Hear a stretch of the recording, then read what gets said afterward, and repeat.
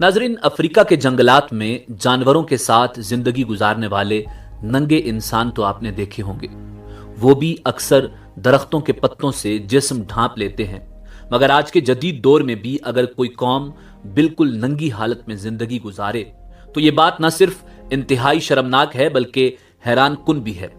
एक ऐसा मजहब जिसके मर्द सरेआम बिल्कुल नंगे रहते हैं और उनके जिस्म देखकर इंसान शर्म महसूस करता है, इस अजीबोगरीब मजहब के लोग आज भी हिंदुस्तान में मौजूद हैं। हैरान कुन बात यह है कि ये लोग हिंदुस्तान की असेंबली के रुकन भी हैं और मुख्तलिफ टीवी चैनल्स पर भी वैसे ही बिल्कुल नंगे बैठे होते हैं और हिंदुस्तानी हिंदूमत औरतें इन नंगे साधुओं के आगे झुककर सलाम पेश करती दिखाई देती हैं। नाजरीन, ये लोग कौन हैं? इनका मजहब क्या है? क्या हिंदू मजहब में नंगा रहना जायज है? जैन मत किसे कहते हैं और जैन मत में दिगंबर कौन लोग हैं? यही हमारी आज की वीडियो का मौजू होगा और आज हम आपको हिंदुस्तान के इस मजहब के बारे में इंतहाई शर्मनाक हकायक बताएंगे।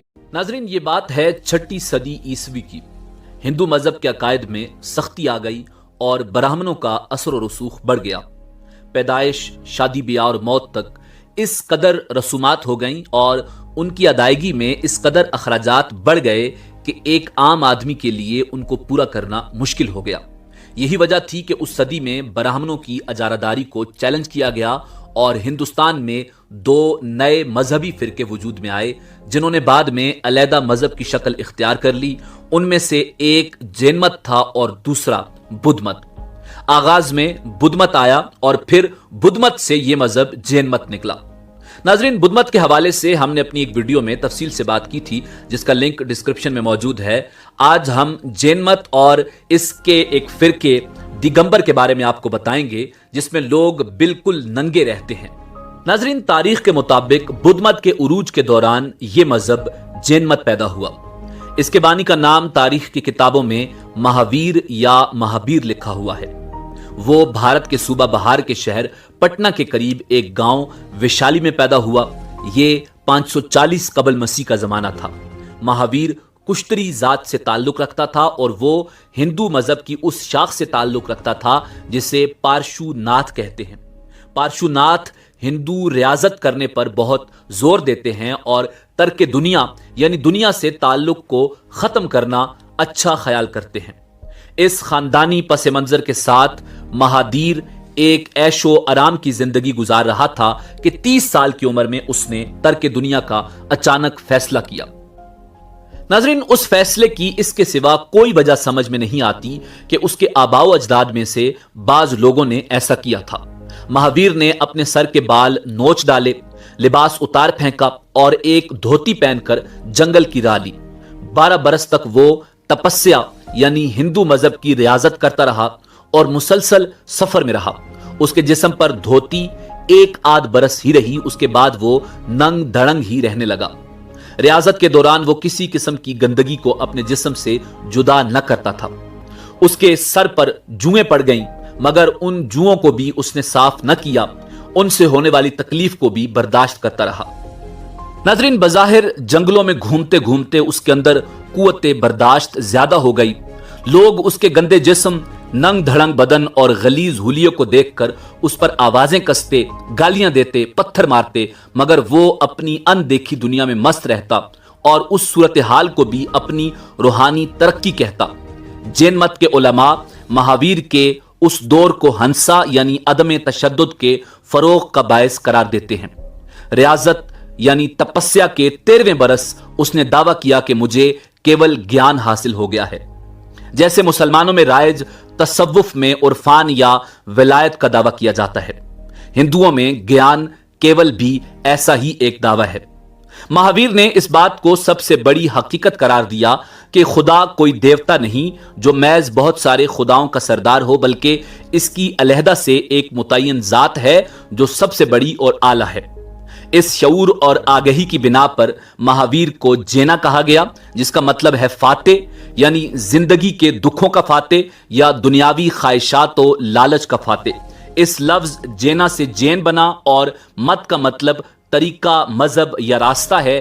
روایت کے مطابق جب مہاویر کو کیول گیان حاصل ہوا تو وہ ایک کھیت میں 1 برس سے درخت کے نیچے سر کے بل کھڑا تھا۔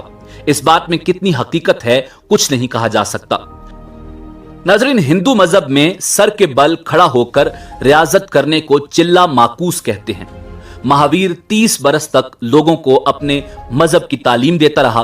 72 برس کی عمر میں 467 قبل مسیح میں اس نے بھارتی صوبہ بہار کے شہر پاوا پوری میں انتقال کیا۔ جین مت کا ایک فرقہ ننگ دڑنگ رہنے کی تعلیم آج بھی دیتا ہے اور یہ فرقہ ہندوستان میں موجود ہے۔ اسے دگمبر کہا جاتا ہے۔ ناظرین، اس مذہب یعنی جین مت کے 3 فرقے ہیں۔ جین مت کا ایک فرقہ ننگ دھڑنگ رہنے کی تعلیم دیتا ہے، جبکہ دوسرے کے نزدیک صرف سفید دھوتی پہننا ٹھیک ہے۔ تیسرا فرقہ قدرے ترقی پسند ہے، جس کے نزدیک جائیداد رکھنا جائز ہے۔ ظاہر ہے کہ اتنا انتہا پسند مذہب عوام میں مقبول نہیں ہو سکتا، کیونکہ ناقابل عمل تعلیمات جین مت کے اندر موجود ہیں۔ مہاویر کے مذہب میں عوام کی بہبود کے لیے کوئی حصہ نہیں تھا۔ اس کے برعکس بدھ مت میں ذات پات پر تنقید کیے بغیر ہر ذات کو اپنا کر مساوات کا درس دیتا تھا، جو نچلی ذاتوں اور اصول پسند انسانوں کے لیے بڑی کشش کا باعث تھا۔ ناظرین، ہم دیکھتے ہیں کہ جین مت ایسے طبقوں میں مشہور ہوا جو برہمن اور کشتری کی بالادستی کو قائم رکھنا چاہتے تھے۔ اسی لیے مہاویر کے جین مت کو صرف چند بڑے بڑے امراء، راجوں اور مہاراجوں نے قبول کیا۔ ناظرین، مورخین کے مطابق جب مہاویر مرا تو برے صغیر میں اس کے پیروکاروں کی تعداد تقریباً 14,000 تھی۔ عملی طور پر جین مت میں سب سے زیادہ زور اہنسا پر دیا جاتا ہے، جس کے تحت کسی قسم کی جان کو تکلیف یا ختم کرنا گناہ ہے۔ جین مت میں مرن بھرت کو بہت اہمیت حاصل ہے، یعنی اپنے آپ کو بھوک پیاس سے مار دینا بڑی نیکی اور اعلی مقام سمجھا جاتا ہے، جو جہالت کی انتہا ہے۔ یاد رہے، مہاتما گاندھی نے اسی فلسفے کو عالمگیر سطح پر متعارف کروایا تھا اور وہ بھی جین مت کا پیروکار تھا۔ جین مت عملی تعلیمات چونکہ عام انسانوں کے لیے ناقابل عمل ہیں، لہٰذا ہمیں اس میں بہت سارا تضاد ملتا ہے۔ ناظرین، کہا جاتا ہے کہ مہاتما گاندھی جین مت کے اس فرقے سے تعلق رکھتے تھے جو بالکل ننگ دڑنگ نہیں رہتے بلکہ جسم پر تھوڑا بہت کپڑا رکھتے ہیں۔ جین مت عملی تعلیمات چونکہ عام انسانوں کے لیے ناقابل عمل ہیں، اور اس کے علاوہ جین مت کو قبول کرنے والے پہلے بادشاہ اجات شترو نے اپنے ہی باپ کو قتل کیا تھا۔ اس وقت جین مت کے بانی مہاویر خود زندہ تھے اور اجات شترو ہی نے جین مت کو سب سے زیادہ فروغ دیا۔ اسی طرح بعد کے ادوار میں گجرات کا راجہ کمار اپالا نے اپنی ریاست میں اہنسا کو نافذ کر دیا اور اس کے خلاف جانے والوں کو موت کی سزا دی۔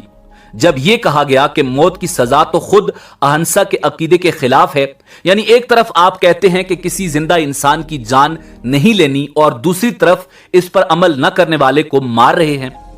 جین مت کے اصول ہر ایک کے لیے ہیں اور وہ ہر ایک کو کہتا تھا کہ زندگی میں اپنا فرض تندہی سے ادا کرے، مگر جب کوئی ایسا نہ کرتا تو دوسرے کا حق غصب کر کے کسی کو مار دینا بھی اس میں درست نہیں تھا۔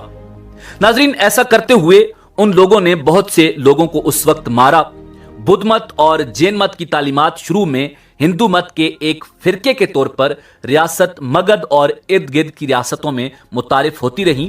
جین مت، جیسا کہ پہلے ہم نے آپ کو بتایا، زیادہ ترقی نہ کر سکا، البتہ بدھ مت کو اشوک کے زمانے میں بہت فروغ حاصل ہوا، مگر اسلام کی کرنوں نے ان دونوں مذاہب کو نیچے کیا۔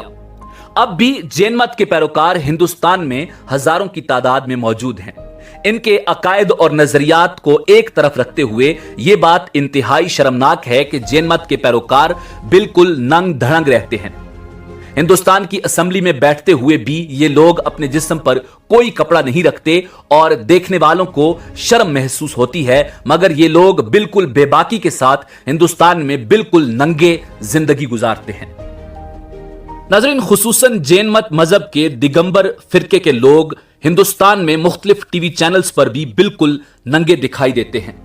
ناظرین، ان تمام مذاہب کی غلاظتوں اور گندگیوں کو دیکھتے ہوئے ہمیں اللہ رب العزت کا شکر ادا کرنا چاہیے کہ اس نے ہمیں اسلام جیسا سچا पाक और पुरअमन मजहब अता फरमाया। नाजरीन, इसी उम्मीद के साथ इजाजत दीजिए कि आपको हमारी वीडियो पसंद आई होगी। मिलते हैं बहुत जल्द एक नई तारीखी, तहकीकी और मालूमाती वीडियो के साथ। देखते रहिए info@adil। अल्लाह रब्बुल इज्जत आपका हामी और नासिर हो।